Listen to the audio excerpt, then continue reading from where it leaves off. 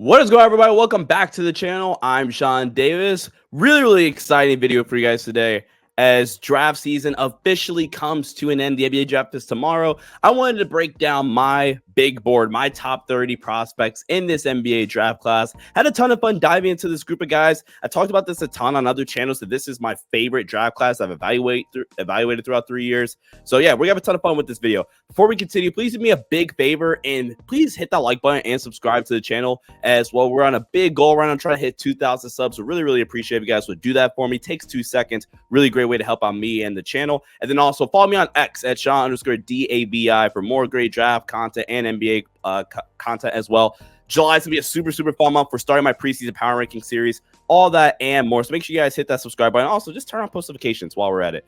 Now that all that other jibber jabber stuff is out of the way, let's get this started, shall we? Right? Let's kick things off with my big board, and we're gonna start things off with my 1 through 5 ranking here.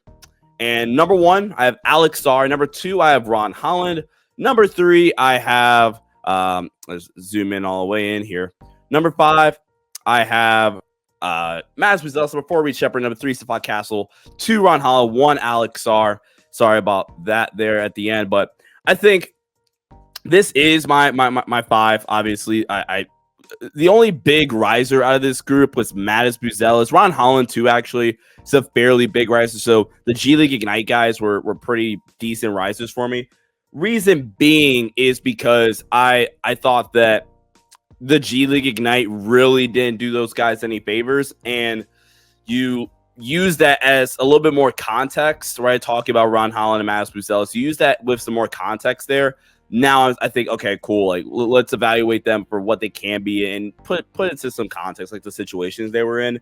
I think Ron Holland is one of the best just advantage creators in this draft class, where he's able to just attack it and put the defensive rotation in. For anybody that's watched the Boston Celtics, I actually really covered this a ton in my Boston Celtics or my Jason Tatum film breakdown, going over, I want to say it was game 2 of the NBA Finals. Like, that is the modern NBA, right? Like, can you attack in space and force the defense to get into rotation? And attack can be like, you attack a mismatch in the post. Can you just attack off of closeout and really put the defensive rotation? Obviously, pick and roll and stuff like that, right? I think Ron Holland has the highest upside amongst any player in this draft class in terms of advantage creation. My high-end comp for Ron Holland is actually Jaylen Brown. I see a lot of Jaylen Brownisms in him. So, and then Maz Buzelis, like, I remember watching his tape. He was one of the first players I watched. I think I started my process back in maybe February or so. And I remember just being kind of underwhelmed with Maz Buzelis, if I'm being completely honest with you. And then, you watch some more tape of a guy like a Maz Buzelis. I'm like, and the shooting, he was a legitimately good shooter during high school. Then it's like, okay, look, like, the tools are there. Can he like re-tap back into the good shooting? Can Maz Buzelis like be that guy? Because I do like Buzelis. I think he has really nice versatility defensively and legitimate upside there. My comp for him is Franz Wagner. So he fell in the frame a little bit more. I think he has legitimate upside as well. But now let's go back towards the top. I really wanted to start with the G League guys. So apologies for kind of going a little bit all over the place there.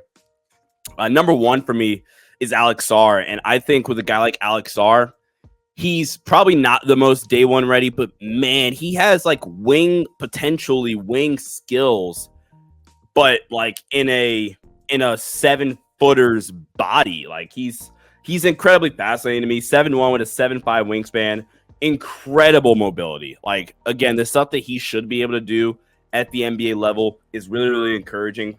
I think if the jumper is legit, like, man, we are like really just hitting the roof. I mean, like, there is no roof, rather. So I really want to say, like, I do kind of buy the jumper. There is some flashes of like him being able to consistently attack in space with the ball in his hand. My pro comp for a guy like Alex Sarr is Evan Mobley. I think, or even a Jaren Jackson Jr., like a weird combo, or like just a weird player between those two. Look, he defensively, he should come in year 1 and make a big contribution next to another big. I think that's the ideal landing spot for him, which is why like Atlanta doesn't make a ton of sense for Alex Sarr. They obviously, I mean, unless they really want to view Jalen Johnson as a 3, But Alex Starman has a ton of potential. Really nice feel for the game. Great mobility. Shot 1.31 points per shot at the rim per synergy. So he's a really, really, really intriguing prospect. It seems like he's going to go number 2, which I guess I don't really have a problem with. But Alex Starr is my number 1 player in this class. I buy the upside. The shot fully is like consistent. I buy it long term, but the shot is consistent and really fluid. Man, he can be a real nightmare in the NBA. And then we're gonna go 3, Stefan Castle, and I kind of had like a tough time deciding where I wanted to land Stefan Castle, and I'm gonna try to pull up my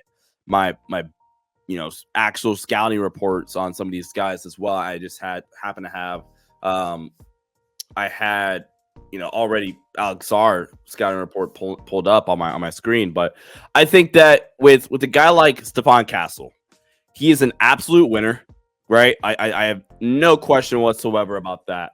He just makes winning plays. He's a dog. I love just the athleticism, the athletic plays that he makes within a given game. When I was evaluating Devin Carter, like I watched them play UConn, and Stefan Castle's defensive performance while guarding Devin Carter made me view Devin Carter in kind of a weaker light, when in reality, it was more just a testament to how damn good Stefan Castle is, right? Where he has the case amongst like all guards, like to be the best POA guy in this draft class for amongst the guards. Incredible ability to recover when, navigating ball screens, one of the best screen navigators, really good athlete in space. I think he's a guy that can really benefit from NBA floor spacing. And this is where like the point guard stuff gets brought up with Stefan Castle, or with him rather, where he views himself as a point guard. I think Stefan Castle, there's this D'Lo quote where D'Lo says like he's a basketball player or whatever, right? If there was any player in this class, I'm like, yeah, just say you're a basketball player. That would be Stefan Castle, where I think day one, he's probably going to be best suited as a slasher off the ball. But like long term, I think he does have some playmaking upside that wasn't always put on display at a place like UConn. I think he does, like with the ball in his hand, do a nice job of finding his spots in the mid-range game specifically. And he did that a little bit at UConn as well. I think he is a good fit. I think he is a really good athlete, like I already mentioned. But I do think that he lacks some of the finesse and the craftiness that it takes to be a high-level initiator at the rim, because I think you have to be able to finish at the rim. While he has the athleticism, I'm not worried about the athleticism or the burst to even get to the rim. I think he needs a little bit more finesse at the rim right now. And I think the offensive production in year 1 last year at UConn was essentially in transition, offensive rebounds, off-ball cuts, spot-up possessions, things like that, where, again, that's probably just going to be his role year 1, but I am drafting him with the idea of, like, elite defender, good off-ball player, all things considered, and then I think you let him kind of develop into, more of that, secondary playmaker role. I think that's something that Stefan Castle could be really, really good at. I really do like Stefan Castle. Next up, we're going to go Reed Sheppard. He's 4th on my board to wrap up this top 5. Look, Reed Sheppard, I think Reed Sheppard is like a case of we're starting to overthink things here. Like I see some question marks there. I've seen some like pieces about like, oh man, is how much do we really, really buy the shot, right? Or like how much, how good is he going to be as a playmaker at the NBA level? Where like, and I'm going to be like completely transparent here. Who gives a shit? Like if we're being completely honest, like dog, the shooting is ridiculous. He is absolutely insane and has a real argument to be the best shooter in this class because of the volume and the efficiency he shot the ball with. I love a fit for a team like Houston, especially long term, where we're talking about him and like an Amen Thompson long term is our backcourt, right? And I think that with Reed Sheppard, I think his processing speed, like we're talking about a 19-year-old, right? His processing speed at this age is so ridiculous and incredible, offensively and defensively, which is why like defensively, I think there's gonna be concerns about his height. But again, like the way that he processes the game with reads and being in the right spots away from the ball or making a second level pass out of a pick and roll, like I really, really buy Reed Sheppard as a player. Super tight handle, and again, like on ball, like, yeah, I think teams are going to switch on him to death a lot in the NBA, but I think his hands and it's just his engagement, and maybe that's the wrong word, just like his activity in general, I guess is the better word, defensively, I think can kind of get away from the fact that, like, yeah, maybe he is a liability defensively in terms of on ball. He's not this super physical or, explosive athlete. That's why Mike Conley from that settle on, it's like just Mike Conley, right? Like, he might have to settle against and take tougher shots, right? And yeah, I am a little bit curious how the stuff creation stuff translate because of some of the lack of athleticism, but I think that, like I said, he is a good passer. He does process the game well. The shooting is ridiculous. Like, I just buy Reed Sheppard as a player, and I think that is completely okay to have. So Reed Sheppard, he rounds out my 5. And now let's get to the second group of players. So let's go 6 through 10 here, and let's start things off with a big name, a couple of big names in this group. We got Zachary Reid at 6, Dion Kingan at 7, Nikola Jokic at 8, Isaiah Collier at 9, and Rob Dillingham at 10. This is 6 through 10 for me currently. Zachary Reid is a really, really, really just intriguing prospect, in my opinion. I think I do buy the size. I think the one thing with Zachary Reid is the inconsistencies in the jumper, where you're like, man, you are way too talented of a jump shooter to be this inconsistent, because he flashes so much like really, really fun stuff, for whether it's as a movement shooter, right? Obviously the spot up stuff. First 38 games of the year or whatever, throughout his career or whatever, right? Or throughout the season, 47% from 3 on okay volume, right? And then he really, really got cold. But like, I think the size coming in at 6'9", maybe even 6'10", the frame, I think the mobility to be able to keep up and guard on the perimeter, like, he has some Keegan Murray-isms to him, right? Like the popular comp is Michael Porter Jr. And honestly, I don't even mind that one either, right? I think with a guy like a Zachary Reid, there's a couple of things with Zachary Reid, right? I think number one, the consistency sucks, obviously, and I just touched on that. I think that he needs to get a little bit more play straight for core strength, right? That can really, really help him, I think, at the next level, and take from being like a guy that's a really good shooter that, in a pinch could be a good defense, to be like a consistent play in, play out, like 3-and-D player. I don't buy the self-creation either, which is why, like, he is, like, compared to a Matas Buzelis, for example. I do have Matas Buzelis a little bit higher because I personally see the vision more from Matas Buzelis from a self-creation standpoint than I really do with a Zachary Reid. You guys let me know in the comments down below what you think about that, but I like Zachary Reid a ton. He's a super, super intriguing player, in my opinion, and he's likely going to go top 3, if not number 1, depending on what Houston wants to do there. Depending on what Atlanta wants to do there. Next up, we got Dion Kingan here from UConn, so 2 UConners in the top 10. With Dion Kingan, he's an interesting player. I don't necessarily see top 3 player in the class in terms of like spot. Like I won't necessarily hate it, but like, come draft night, that'll probably be like a B grade from me, all things considered, right? But I'll just say this, like, his technique and like just his footwork at the rim on like duck-ins and post-up opportunities is really, really, really fun to watch. And I think it complements his size and physical stature really, really nicely. And I think despite, and this is where Dan Hurley, I think, like, his impact, I think Dan Hurley's impact probably more like positively impacts Dion Kingan than it does a Stefan Castle, where I think Dan Hurley's system maybe even like hinders Stefan Castle's draft stock just a little bit. I think that with Dion Kingan, despite being at this point a complete like a real non-floor spacer, and I think that is where you can get to some really, really fun comps if the floor spacing and like he's able to knock down, at least be a threat from 3. Like, he tracks to be a really capable 5-out modern big still, I feel, because he got improved as a screener. I think he is a really good screener. I think his ability to process and make reads out of delay action or post doubles, if you want to run some post-up action for him, like I said, he does have incredible technique. Great finisher at the rim, really nice touch.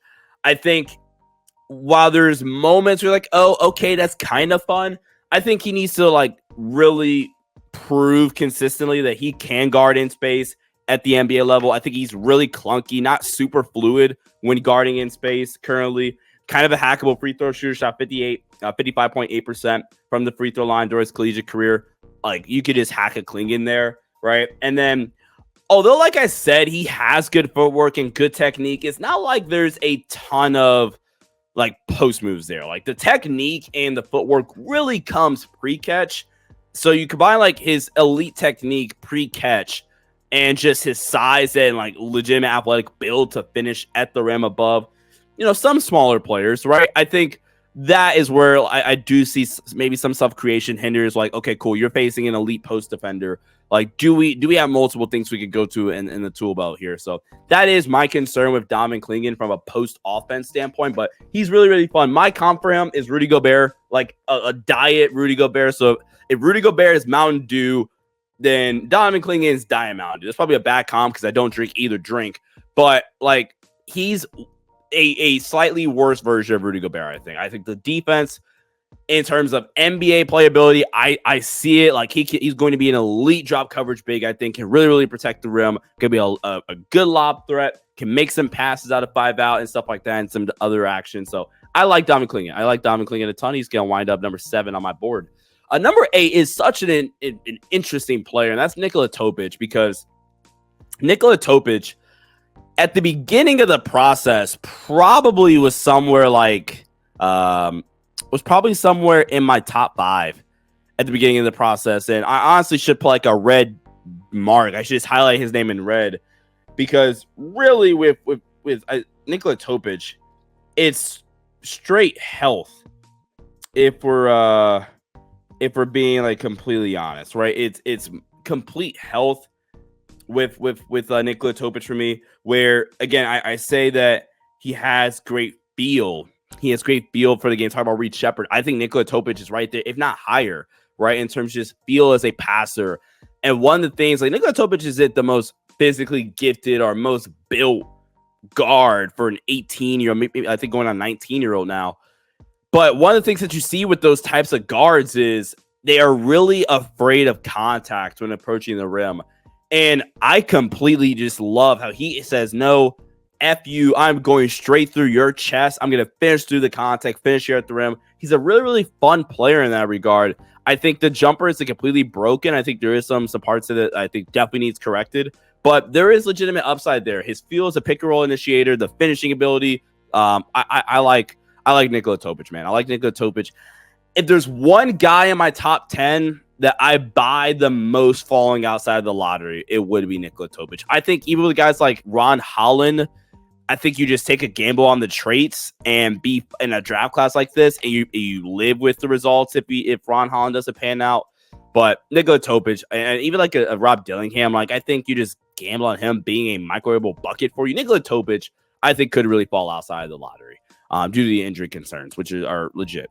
Isaiah Collier, number 9 here. I get it. I'm probably just higher on Isaiah Collier than the consensus. I know I am. I've seen some mocks where Isaiah Collier lands like to 26 to Washington, which is nuts in my opinion. But with Isaiah Collier, man, you look at him pre-injury, and you're like, man, this guy's a lot of figuring out to do. The jumper is nowhere to be seen whatsoever. The decision making, just all the things you want to see from a high-level point guard that is a blue-chip prospect, 5-star recruit coming into USC, they just weren't there whatsoever. And I'm going to give him a lot of credit for being able to go from that situation. You're not playing well. The USC team situation is not panned out how you want it whatsoever. And he comes back, and I think you can tell that he, like, seriously looked himself in the mirror and said, you know what? XYZ is what I have to get better at. And I bought the shot a little bit more down the stretch once he returned back from injury. The decision-making really cleaned up with Isaiah Collier. And to the point where I'm like, and you see the vision defensively. Like, I think when he buys in, he could be at least an adequate defender. And, I mean, one of my buddies, Eugene, was on the show. He brought the stat to me a while ago. Like, Isaiah Collier finishes at a 68% clip at the rim when he is able to explode off of 2 feet, which is freaking ridiculous, man. He is a tank from the neck down on it, honestly. And, I mean, elite rim pressuring guard with some playmaking upside. And, obviously, the jumper isn't all the way there yet. But, like, that's another guy that I'm just going to take a gamble on the trade. So, I know I said Nikola Jokic is the guy I would pick that will probably fall out of the top of the lottery. Collier in reality is really that guy, but like, man, I'm taking a gamble on the trades, man. Advanced creation. He's the guy that can really, really get to the rim and put the defensive rotation, which is what the most important thing is, I think, nowadays in the NBA, especially from an offensive creator standpoint. And then Rob Dillingham, number 10 on my list, another Kentucky guy. My pro comp for Rob Dillingham is a Malik Monk, with like in very specific instances, right? I think he maybe could like turn into. I'm trying to find my Sky report. He could turn into like a Tyrese Maxey, where if you give him the opportunity to develop into a elite initiator, right? Incredible shot maker from the perimeter. One of my personally like 3 or 4 favorite shot makers in this draft class. Super tight handle. I think he has the best handle and the quickest like quick twitch ability from a handle standpoint in this draft class. I think his versatility day one is going to be really, really good offensively because of his ability to play on and off ball. On ball, he's probably going to be more of a secondary playmaker, not like a guy that is this incredible playmaker, although there is flashes of it, especially out of pick and roll. I think his playmaking does come when he is able to get to the rim, but I think he is one of the not get to the rim, get to the paint, get paint touches. I think he's one of the worst guard defenders in this draft class, not even close. He's the exact opposite of Reed Shepherd, in my opinion. The shot selection gets really bad at times. I think it's because he's the opposite of Nikola Jokic, where like Nikola Jokic embraces the contact at the rim. Rob Dillingham oftentimes like avoids contact at the rim, and in turn, like he doesn't shoot good percentages at the rim, and oftentimes maybe avoids trying to take shots at the rim, and therefore now he's settling for tough jumpers all game. So there is some question marks there about like how much can that part of his game translate. But overall, man, just in terms of talent, I buy the shot a ton. There is some playmaking upside there, some playmaking chops. So I'm gonna go with Rob Dillingham at 10. Next up, we got the back end of the lottery into some like middle of the draft guys. We're gonna start with Donte Connect out of Tennessee, who has let's run through this here. Donte Connect, Cody Williams, Devin Carter, Jared McCain, and Tristan Da Silva. With Donte Connect, I think he has underrated ceiling. Like I don't really love any comp that I've done for Donte Connect, because I think he has real 3-level scoring juice. I think, right? I think, and then also there's reasons to believe like my buddy Bryce Simon, like and Sam Vecini from the Game 3 podcast made a good point. Like we expected him to go to Tennessee and kind of scale back the volume offensively and maybe take it a step up defensively. And it's not like he doesn't compete defensively, right? Now the hip, mobility, I think is something to legitimately think about, and especially when you're discussing like translatability, if you will.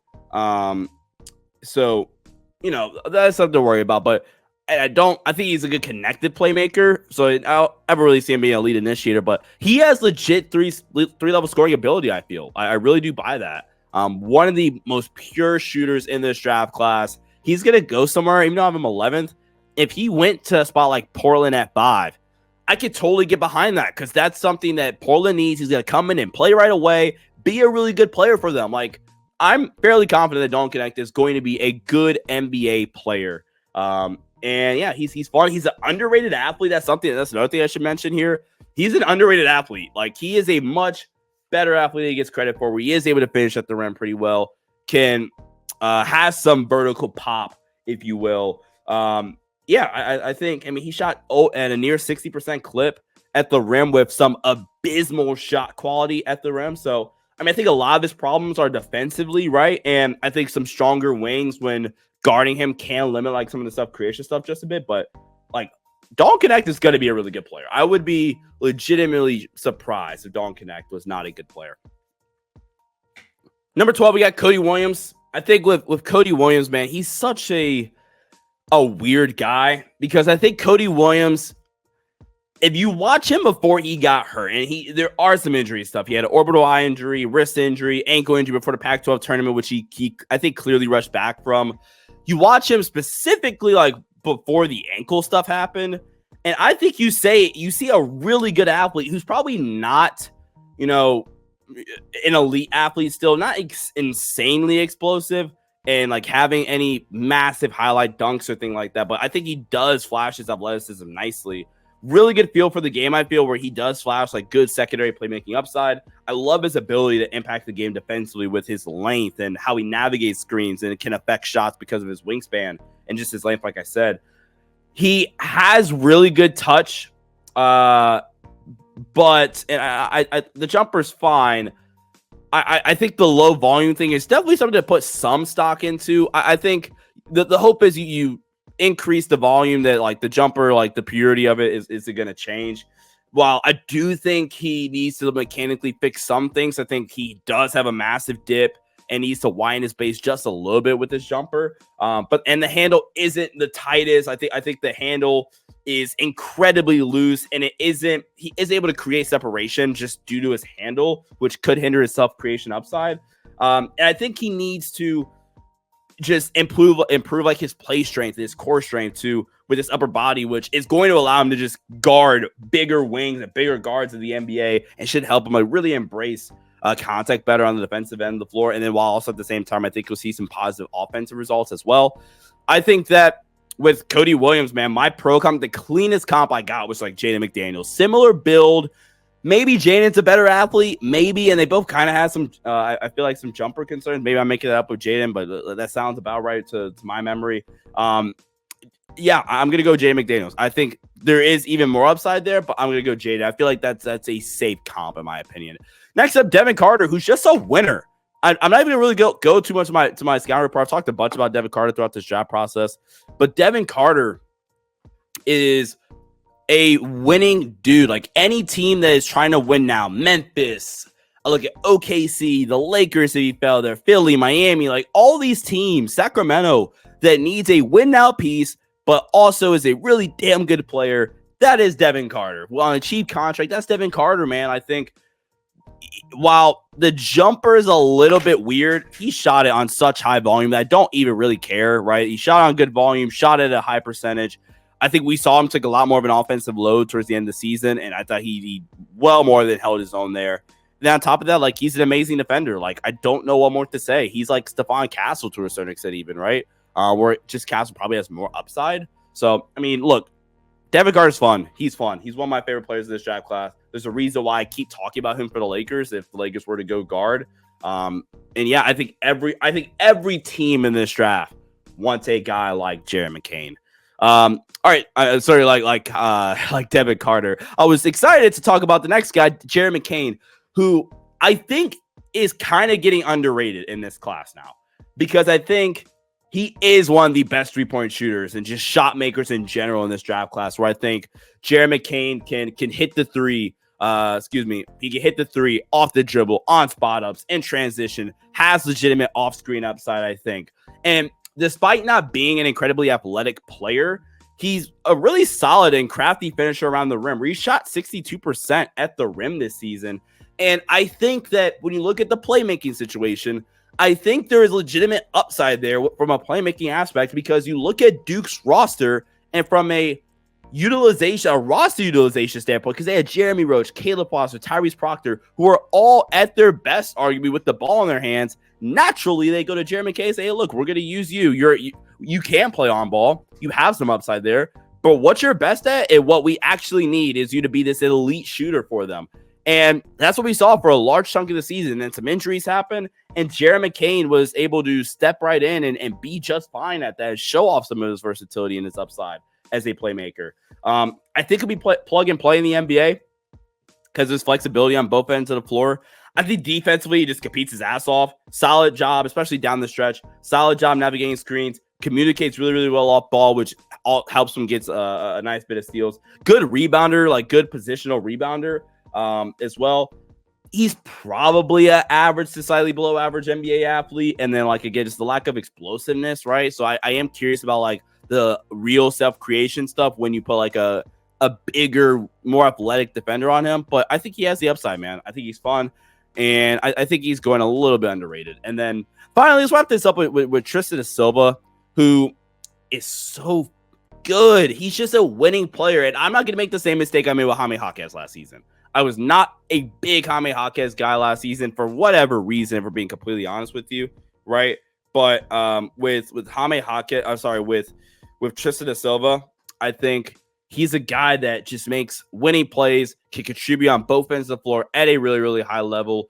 And he's a guy that I look at for a lot of teams around this spot that can value his length, his feel for the game, his fluidity on both sides of the floor, where he is one of the best shooters in this draft class, can guard well, has good positional size. Like, I buy the idea of Tristan da Silva a ton. I think he's another guy similar to Devin Carter and Donte Connect to a certain extent is going to come in and make winning plays and contribute almost right away. All right, so let's now continue the conversation with the back half of my top 30. And that's going to start off with 16, Bub Carrington, 17, Deron Holmes, 18, Kel'el Ware, 19, Jacoby Walter, and 20, Zach Edey. So this is a really, really polarizing group, if you will, right? I think that, starting off with Bub Carrington, let's start off with Bub Carrington. Let's start off with the good now, shall we? And I think Bub Carrington has some of the most intriguing upside out of any of the guards in this class, because I think he is arguably the best pull-up shot maker in this class by a lot. He hit over 100 pull-up jumpers at Pittsburgh last season, shot 35% on PNR threes and high volume, really skilled playmaker who's like just now really getting used to position already. So his feel for making reads and as a playmaker is only going to continue developing and growing as he gets more comfortable playing the position. He has really nice positional size, and I think the wingspan matches up as well. And he's amongst the youngest players in this draft, which means that I think in the right situation, like, I'm really a fan of his potential fit at a spot like, Orlando, for example, right? Maybe even a Toronto, I wouldn't mind either, right? He has some interesting upside. And I think he showed legitimate flashes defensively. And I think he's on the right track. But I think the biggest thing, obviously, is he needs, he's one of the guys, and we're kind of getting to that tier. We're like, all right, fill in the frame and let's have a discussion here. He's probably at the forefront on that list because I think the more play strength he adds on and like contact balance and stuff like that, I think that's only going to improve his defensive ability. That's only going to improve his ability to get to the rim as well, where he only shot 13% of his shot attempts to the half court at the rim. So pretty much solely relying on shooting jumpers. I think the biggest difference probably between him and Rob, I think, while Bub Carrington's probably the better playmaker between, and honestly, maybe the better defender, I see a larger variance in like outcomes, I think, for Bub Carrington, where I think right now I really struggle to see like the lack of creativity and the ability to create space for himself. So a lot of times he is, shooting tough contested jumpers, something I did criticize a little bit of Rob Dillingham, where Rob, I think there isn't as much of a wide range of outcomes. I know I said Malik Monk and Tyrese Maxey, but I feel a little bit more confident about that analysis with Rob Dillingham, whereas I also buy the handle a little bit more too. So some of the stuff, creation stuff, I just buy, and I could get behind a little bit more with the Bub Carrington. We got two very, very interesting prospects next on my boards. We got Deron Holmes and Kel'el Ware, two bigs that I graded side by side, and it's telling and kind of ironic in a way that they wind up being 17, 18 on my boards, because I graded them back to back, and I graded Kel'el Ware first. I might have told this story on other platforms, but I graded Kel'el Ware first, and Kel'el Ware, for me, I had a very strong opinion about Kel'el Ware. I said at the time, and I still kind of feel this way, I said that I feel I like the idea of the player with Kel'el Ware a lot more than I like the player.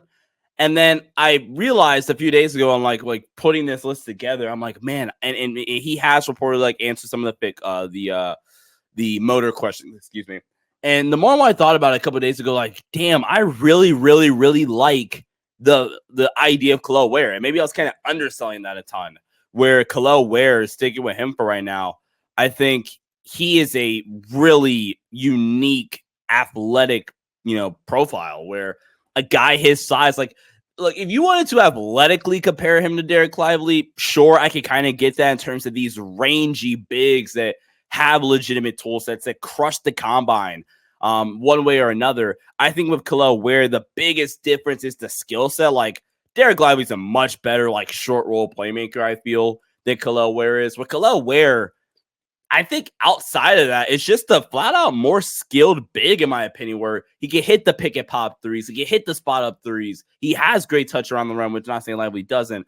I think year one defensively, also Derek Lively's a much better defensive prospect, in my opinion. I think year one defensively, he's going to be best suited as a weak side shot blocker, solely because of I think there are some like defensive technique stuff that he needs to improve on. And I think that also I don't trust him. Shouldering the load of, guarding NBA level fives on a night in, night out basis. But he has some really, really encouraging defensive film, in my opinion. And then you have going back to DaRon Holmes, at number 17, where I had such a strong reaction about Khalil Ware. And my initial watch on DaRon Holmes was that's just a good player, where I think he has tremendous feel for the game where he can make legitimate playmaking, reads, if you will.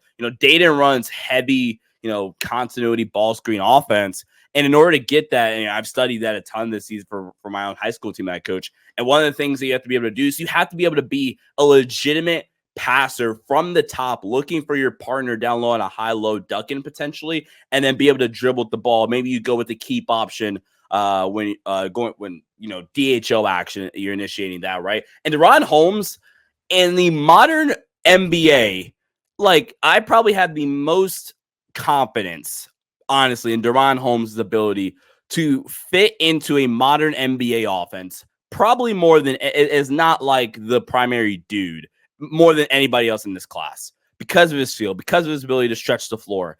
He's a third big. He reminds me a ton of this class of Naz Reid. I'm not actually really sure who my comp was from. I've seen some Wendell Carter stuff. I think DaRon Holmes has a little more versatility, especially offensively, than maybe Wendell Carter does. Also, super athletic, big, like a finish above the rim as well. I'm a big fan of DaRon Holmes. Somebody is going to get a really good player, in my opinion. There's reports that he has a promise. The rumor is Denver. I call BS, but like if Denver gets DaRon Holmes, that's an absolute steal, in my opinion. It would be incredible value.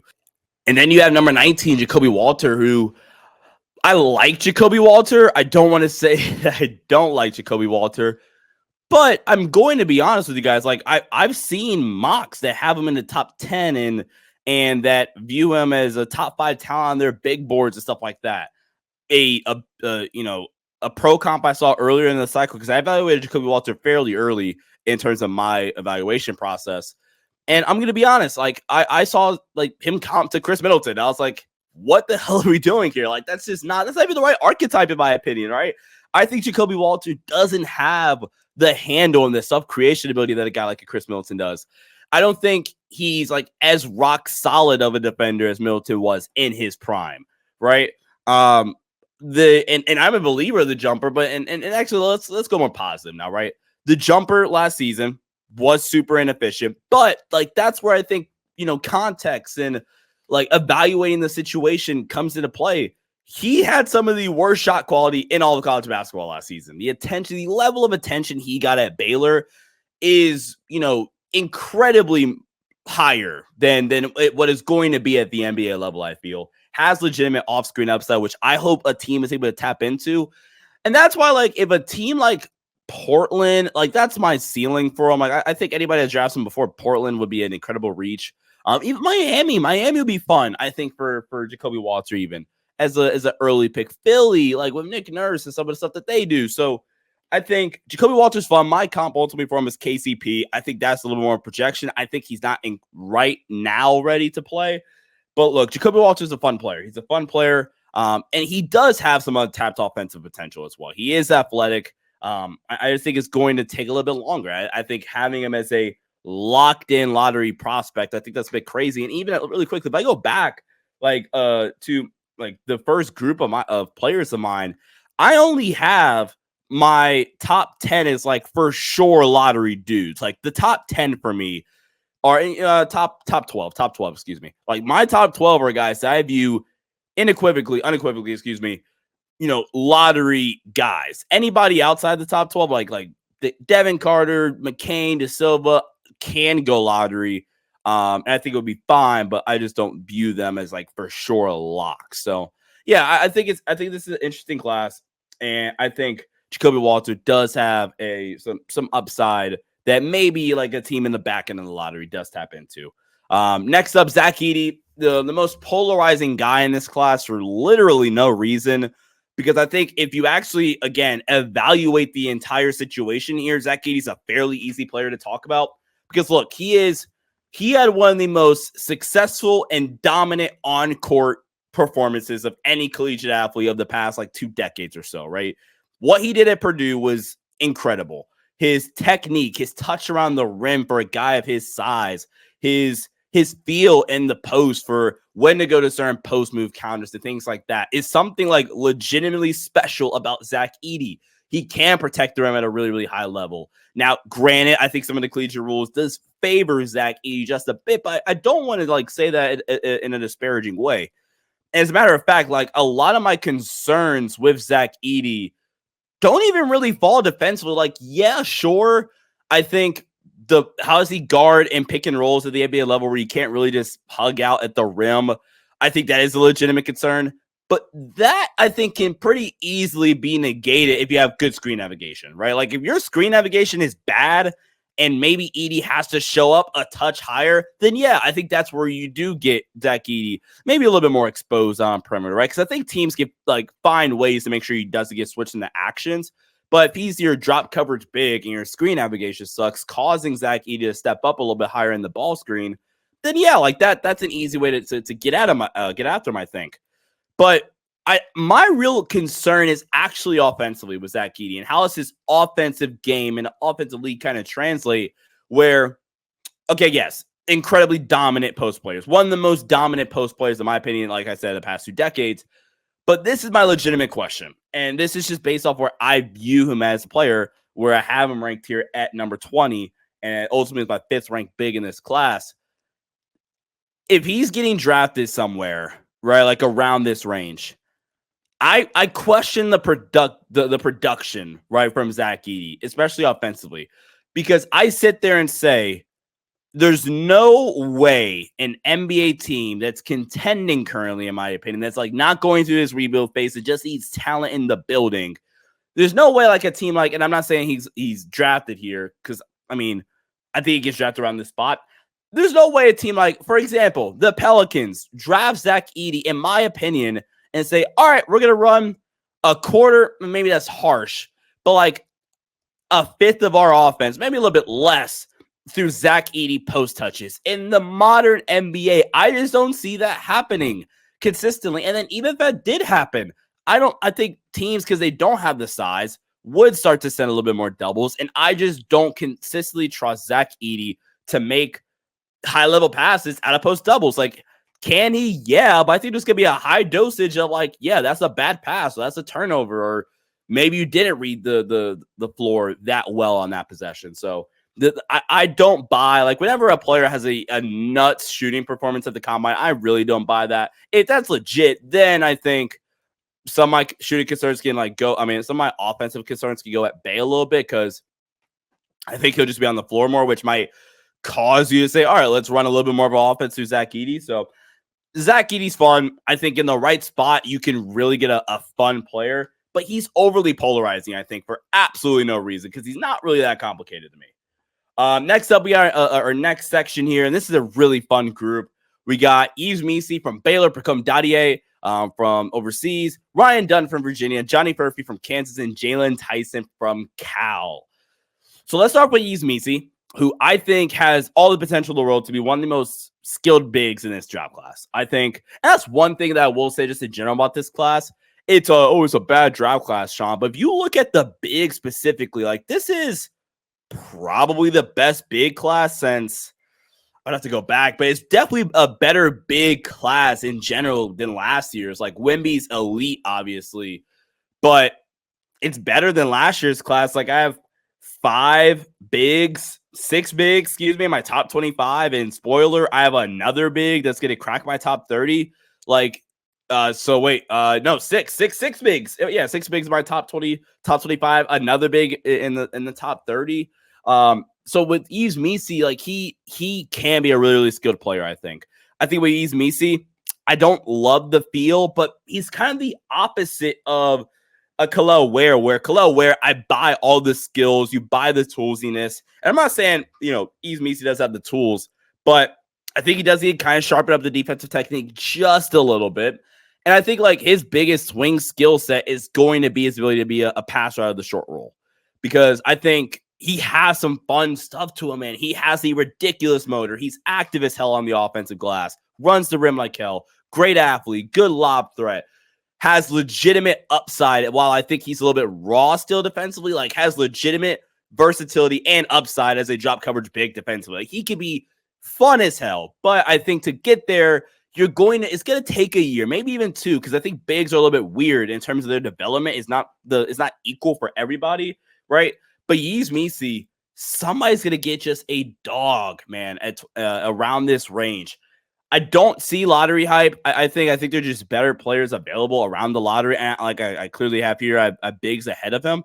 But I think like there could be a spot that maybe just says, we're going to value the motor, the work ethic, and just bet on the athleticism and bet on with our play development system. We're able to get you in the building and develop the skills ourselves. So, Yves Missi is a really, really damn fun player. And I don't want to like sell him short at all in terms of like what he's able to do.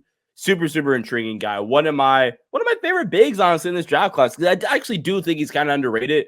Or I've seen some boards that have him like outside of their top 30 even. And I'm like, I think we're kind of selling ourselves short about what he can be. But next up, we got Pagone Daddy. I think one of the youngest players in this draft class. Like, bro, he's an 05 kid, which is kind of weird for a guy like me personally to like be evaluating a guy that's an 05 kid. But he's such a smooth scorer, and I buy just a sub creation upside this season where the efficiency really just pops out on tape.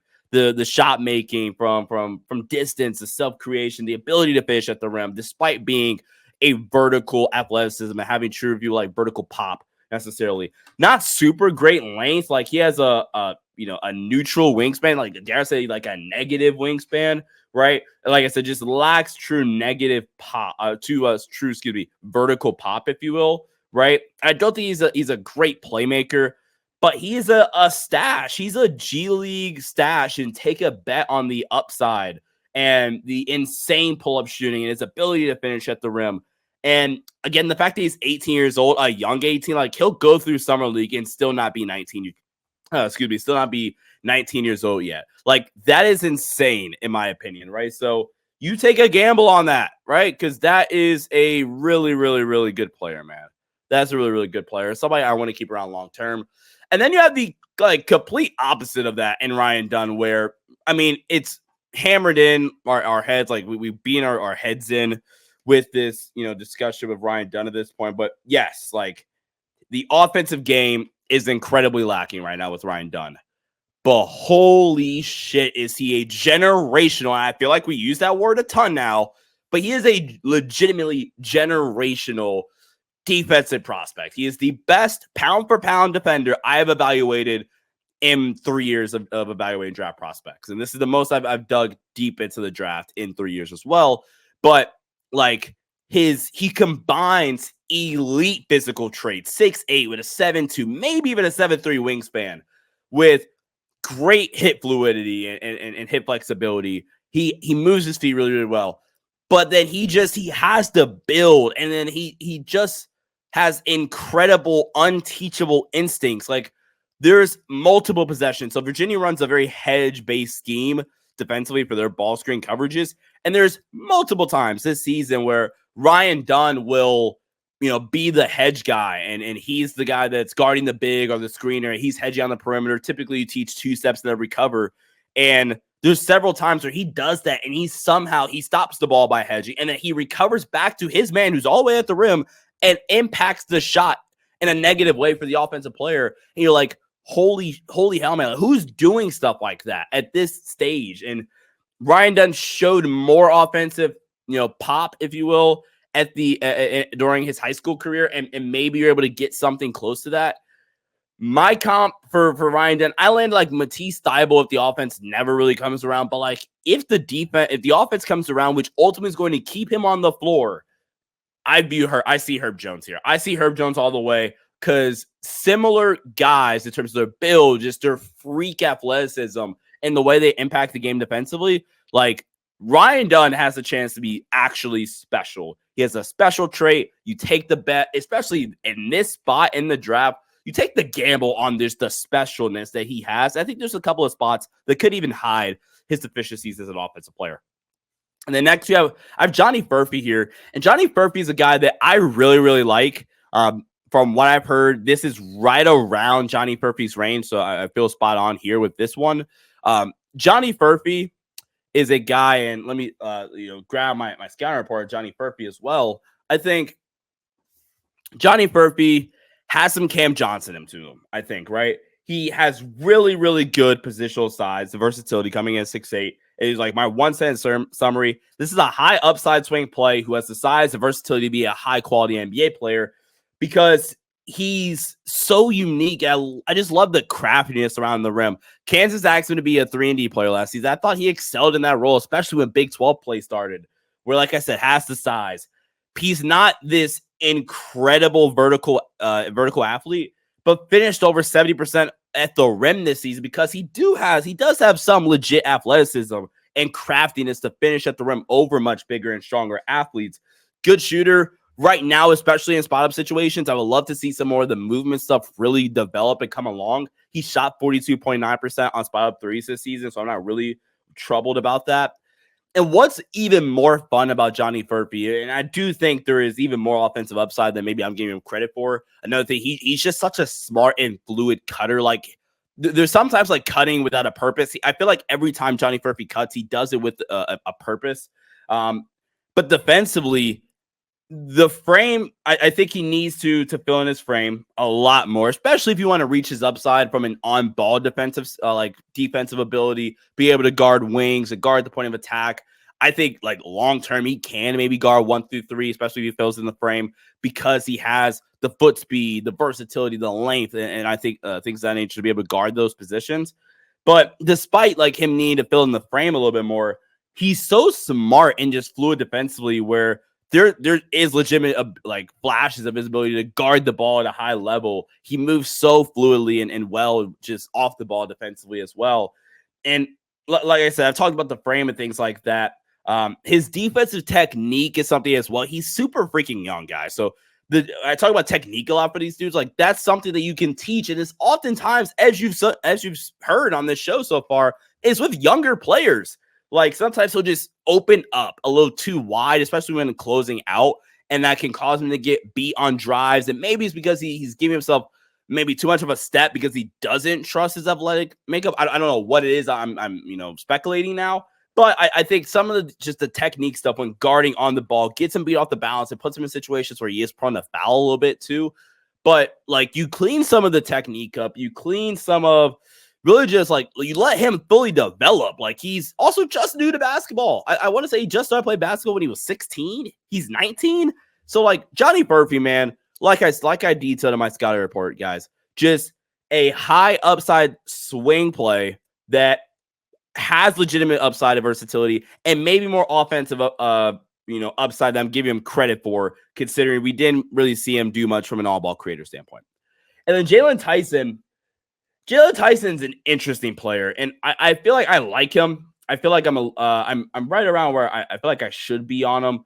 Look, Jalen Tyson went from being a guy that was solely asked to be a defender, transferred, and saw an uptick in his usage, and the playmaking really, really came around at Cal this season, right? He was the lead creator. He shot incredibly well, right? 47, 36, I want to say 80 splits last season at Cal. A lot of his three-pointer attempts were off the dribble and just throughout self-creation, and therefore, like, the three-point percentage did drop a little bit, right? Really good rebounder, good positional size, man.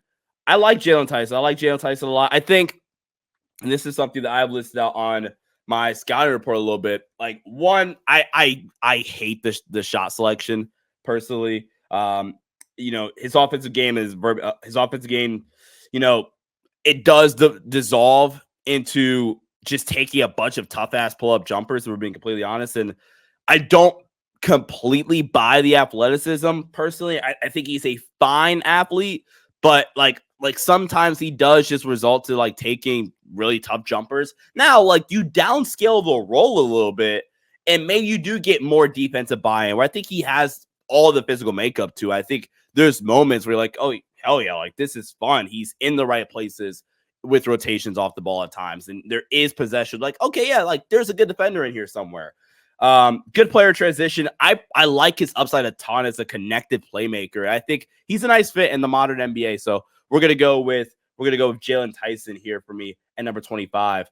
And then to round out my my list here, we're gonna go 26 Baylor Shireman from Creighton, 27 Terrence Shannon Jr. from Iowa, Tyler Smith from G League Ignite, 28 Kyle Filipowski, 29 from Duke, and 30 Keyshawn George from Miami, Florida. So this is my group, if you will. Let's talk about Baylor Shireman and Terrence Shannon Jr., who I view in very similar ways like Jalen Tyson. Baylor Shireman, I think I just know what I'm getting. I kind of know what I'm getting with all three of those dudes, but Baylor Shireman, so fun. So I think just watch some of the playmaking upside he has, how he kind of just had this, F it, I'm going to just go out rebound you and just go up there and get some incredible rebounds for a guy that does have incredible vertical pop, right? Or just, great athleticism in general. Incredible shot maker. Like, his 3-point shooting is easily the skill that he is most, going at. That's the thing that's going to translate the most, rather, for his NBA career, right? I look at a Baylor Shireman, and I think really good decision maker. Lacks the first step. He's got to get picked on defensively, but another guy that I think he does compete defensively to where I think you can do a good bit of hiding for him. And then Terrence Shannon's a different example, where Terrence Shannon just lacks like the finesse, I feel, to his game. But I can really get on the idea of Terrence Shannon as a player. I buy the jumper with Terrence Shannon Jr. is probably the biggest question. Also, shout out to Terrence Shannon for being able to win his legal case. I'm glad that's settled so I can pursue his NBA dreams. But talk about a guy that's a really good finisher, pops off and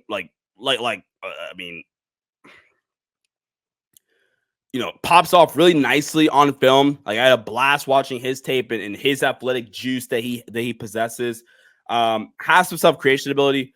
I think defensively, like, he has the entire physical makeup to be able to be a good defender. It's just another situation similar to Tyson. Like, when you scale back the role offensively, can we get a more locked in version of Terrence Shannon Jr. on the defensive end of the floor?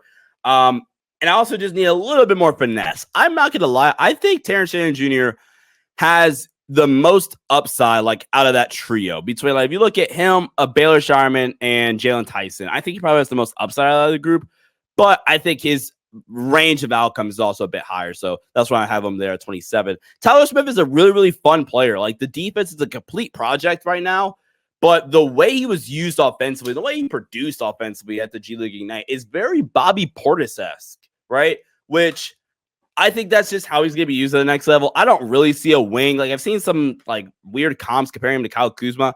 I don't see that. I see Bobby Portis when I watch Tyler Smith, a stretch five that can provide decent, weak side shot blocking ability.